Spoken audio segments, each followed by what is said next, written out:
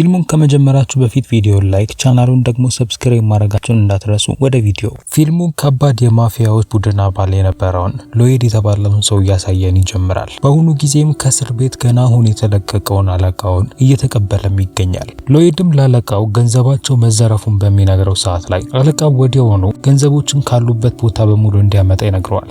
ከዚያም ሎይድ እኛን ተበቅለውናል ብሎ የሚያስባቸውን የሰዎችን ስም ዝርዝር በሙሉ ላለቃው ይሰጠዋል።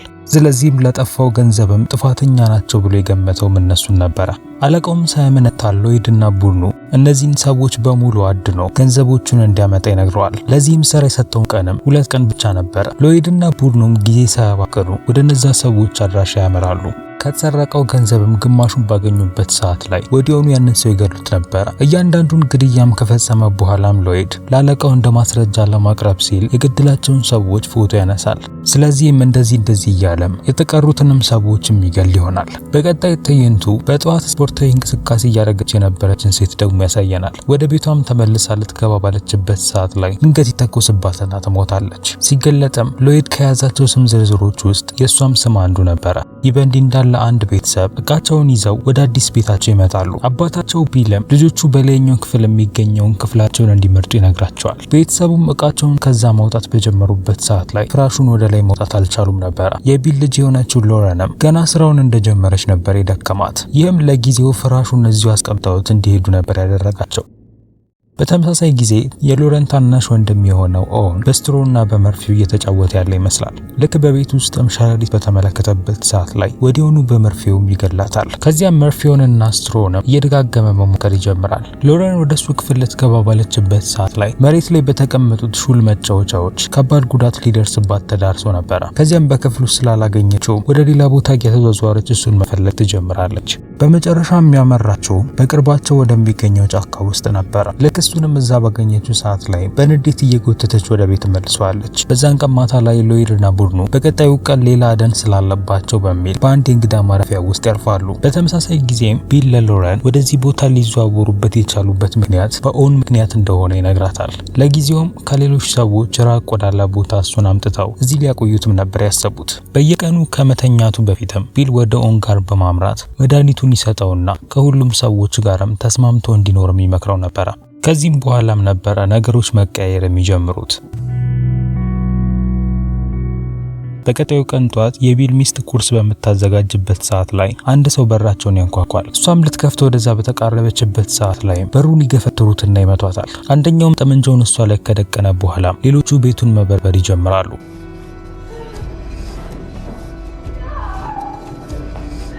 ድምጿንም ከሰማ በኋላ ቢል ወደዚያ ያመራል። ይሁን እንጂ ወዲያውኑ ግን የሎይድ ሰዎች ይዙታል። ገንዘቡ የት እንዳለ በሚጠይቁት ሰዓት ላይ ሊናገር ባለመቻሉ ምክንያት ሎይድ አጋሩ የነበረውን ዴሪክን የቢልን ሚስት እንዲገላት ያዘዋል።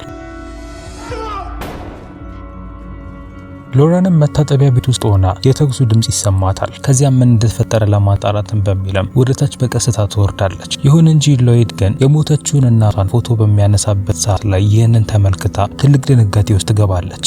አባቷም እንደዛው፣ በሌሎቹ ደግሞ ታክቷል። ቢልም ቀና ብሎ ሎረንን በተመለከታት ሰዓት ላይ ወዲያውኑ እሷን እንዳይመለከቷት በሚል የእነሱን ትኩረት ለመሳብ ይሞክራል። እሷም ይህንን እድል ተጠቅማም ወደ ላይ ትወጣለች። ይሁን እንጂ ሎይድ ግን ወደ ላይ ወጥተው የተቀሩትን ደግሞ እንዲፈልጉ ይነግራቸዋል። ሎረንም ከዛ ለማምለጥ በምትሞክርበት ሰዓት ላይ የመስኮቱ መስታወት እጇን ይቆርጣታል። ከዚያም ደሙንም ለማቋረጥ በሚልም ጨርቅ ትጠቀልለበታለች። ወደ ታችኛው ክፍል ስንመለስ ሎይድ ቢልን እየደበደበው ገንዘቡ የት እንዳለ እየጠየቀው ይገኛል። በተመሳሳይ ጊዜ ዴሪክ ደግሞ ክፍሎቹን ይበረብርና በመጨረሻም ወደ ሎረን ክፍልም ይገባል። እዛም በተሰበረው መስኮት ላይ የእሷን ደም ያገኛል። ሎረንም አሁን ላይ የተደበቀችው በተደረደሩት ካርቶኖች መካከል ላይ ነበረ። ካርቶኑንም የሚቆርጡበትን ከተር ከያዘች በኋላ በቀስታ ከሱ ጀርባ በማለፍ ወደ ኦውን ክፍል ታመራለች። ቢሆንም ግን በሩን ከመክፈቷ በፊት ዴሪክ ከኋላው ይመጣል። ከዚያም እሷን ለመግደል በማሰብም በሩን ይከፍተዋል። እህቱም አደጋ ውስጥ እንደሆነች በተመለከተበት ሰዓት ላይ ኦውን የቤዝቦል መጫወቻውን በመጠቀም ሰውየውን ይመታዋል። ከዚያም በሩን ከቆለፈው በኋላ ከተሩን ከሎረን በመቀበል ለሁለት በመስበር በሩ በቀላሉ እንዳይከፈት ያደርጋል። ሎረንም በመስኮቱ በኩል ከወጣች በኋላ ኦውንም ተከትሏት ደግሞ ይወጣል። ከዚያም ማምለጥ በጀመሩበት ሰዓት ላይ ዴሪክ ከወደቀበት ይነቃና በሩን እንደምንም ታግሎ ይከፍተዋል። ኦውንና ሎረንም ወደ አባታቸው መኪና በሚያመሩበት ሰዓት ላይ ዴሪክ በመስኮቱ ሊመለከት ሲል ኦውን በከተሩ አስቀምጦት የነበረው ወጥመድ እጁ ላይ እንዲሰካበት ያደርጋል። ይህም በከባዱ እንዲጮህም ነበር ያደረገው። ይህንን ድምጽ ከሰማም በኋላ ሎይድ የዴሪክን ሁኔታ ለማጣራት ይመጣል። ልጆቹም ከዛ ማምለጣቸውን በተረዳበት ሰዓት ላይ ወዲያውኑ ተናዶ ወደ ታች ይወርድና ቢልንም ማስፈራራት ይጀምራል። ውጪ ላይ ሎረን የመኪናው በር መቆለፉን ሲመለከቱ ይናደዳሉ። ይሁን እንጂ ኦውን ግን በተረጋጋ መንፈስ ሆኖ የመኪናው ጎማ ላይ የሚገኘውን ትንሽዬ ብረት ይወስዳል። ውስጥ ላይ ቢል ገንዘቡ የሚገኘው እቃዎቻቸውን ባመጡበት መኪና ውስጥ እንደሆነ ይነግረዋል። ውጪ ላይ ሎረን ምንም እንኳን እየጠራቸው ቢሆንም ኦውን ግን አባቱን ወደዚህ ይዘውት እንደሚመጡ በተመለከተበት ሰዓት ላይ ወደ መኪናው ያመራል።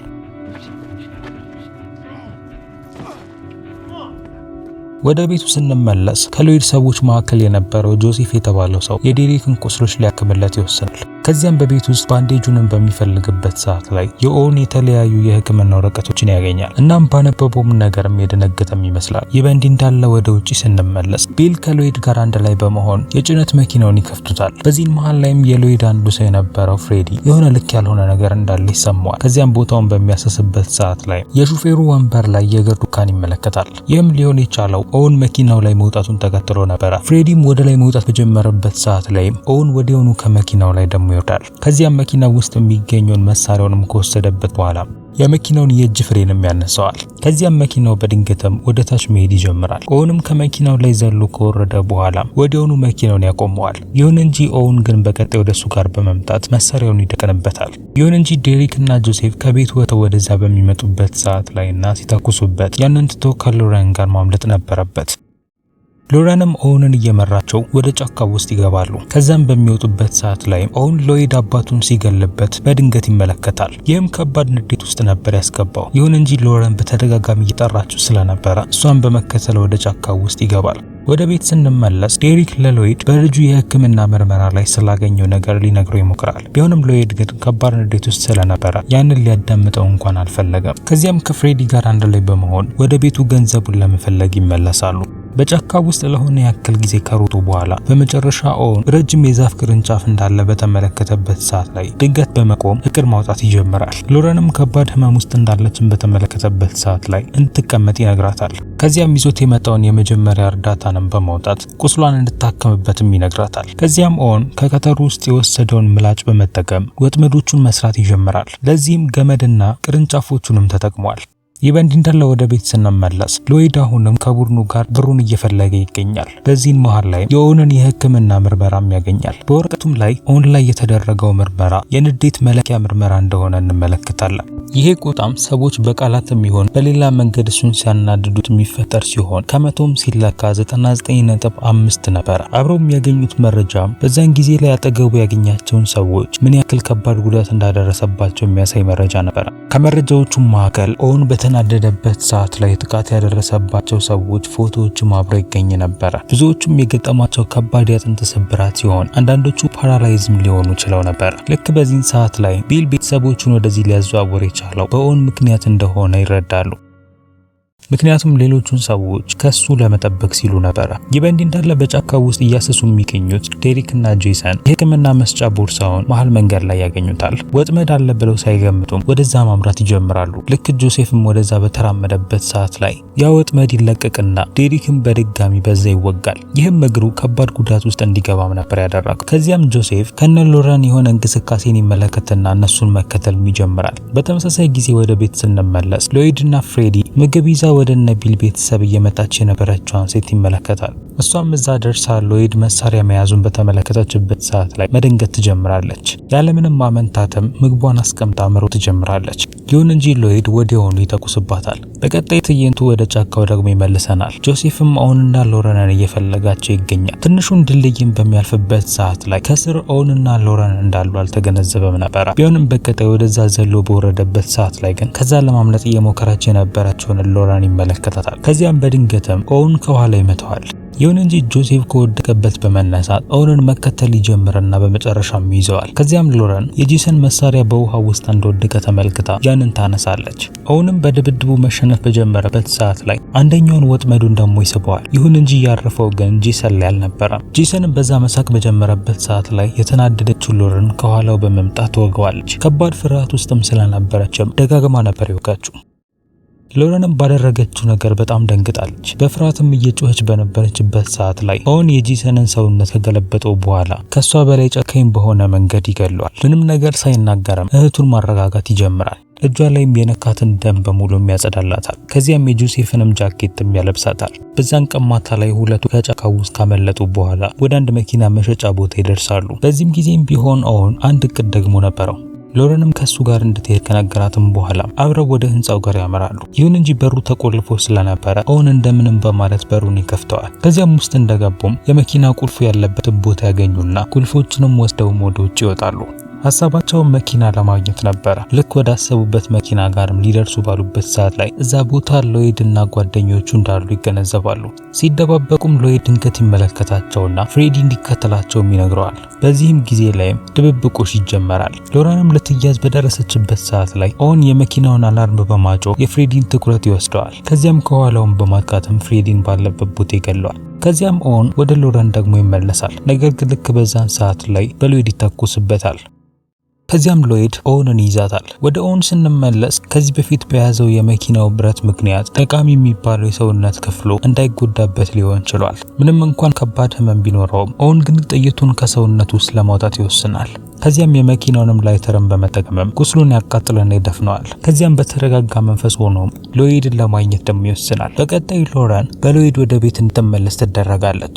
እሱም ገንዘቡ የት እንዳለ እንድትነግረው ደጋግሞ ይጠይቃታል። ይሁን እንጂ እሷ ግን ምንም የምታውቀው ታሪክ አልነበራትም። ሎይድን በዚህ ተናዶም ስለነበረም እሷን በጥፊም ይመታታል። ከዚያም ለማስፈራራት በሚልም ከጎኑ ይተኩሳል። ነገር ግን የተኩሰው ፍራሹ ላይ ስለነበረ ከፍራሹ ውስጥ ገንዘቡ ይወጣል። ይህም ማለት ቢል ገንዘቡን እንዳለ የደበቀው እዚህ ፍራሽ ውስጥ ነበር ማለት ነው።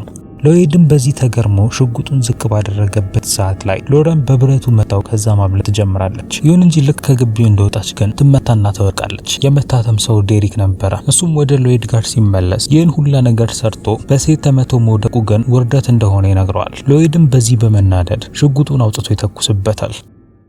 ወደ ቤቱ ስንመለስ ኦውን ያለውን ዕውቀትና ችሎታ በመጠቀም በቤት ውስጥ የተለያዩ ወጥመዶችን መስራት ይጀምራል። በሌላ በኩል ሎይድ ገንዘቡን የሚወስድበትን ሻንጣ ይፈልግና በመጨረሻም ያገኛል። ወደ ታችኛው ክፍል ሲመለስ የተበተነው ገንዘብና ፍራሹ በቦታው ላይ እንደሌለ ይገነዘባል። ይሁን እንጂ ወደ ቤዝመንቱ የሚመራ የተንጠባጠበ ገንዘብን ተመልክቶ ወደዛ የሆነ ሰው እንደወሰዱ ያስባል። ከዚያም ሎይድ ወደ ቤዝመንት በደረሰበት ሰዓት ላይ የፍሪጁ በር ላይ የደም ምልክትን ይመለከታል። በከፈተው ሰዓት ላይ የተቀመጠው ወጥመድ ያገኘዋል። እነዚህም ወጥመዶችም በተከታታይ ነበረ ጉዳት ያደረሱበት። ወደ ደረጃውም ለመመለስ በሞከረበት ሰዓት ላይ እግሩ ይወጋል። ገና አይኑን ሳይገልጥ ደግሞ ኦውን ከላይ የብረቱን መደርደሪያ ይጥልበታል። ይህም ወዲያውኑ እንዲሞትም ነበር ያደረገው።